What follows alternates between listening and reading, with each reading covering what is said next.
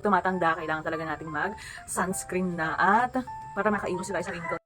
Hi ulit mga mami! Naubos na yung ating buy one take one na Velo Tinted kasi tinry ko lang siya. So pakita ko na lang dito sa video. So bumili tayo ng mas malaki pero buy one take one. Guys, nabili ko lang talaga ito ng nasa around 380 noong 77.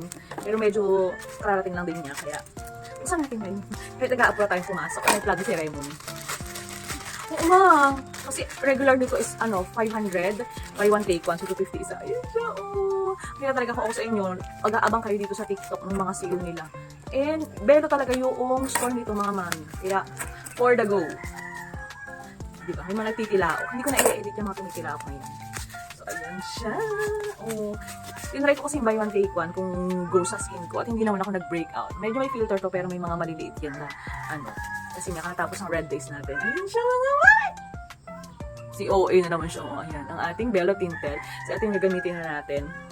Isa sa bahay, kasi isa dadalhin ko sa school para meron na tayong gamit-gamit doon. This is 50 ml. Meron tayong Velo Tinted. So, di ba, pag tumatanda, kailangan talaga natin mag-sunscreen na at para makaiwas tayo sa wrinkles. So, syempre, di ba, yung harmful effects ng sun.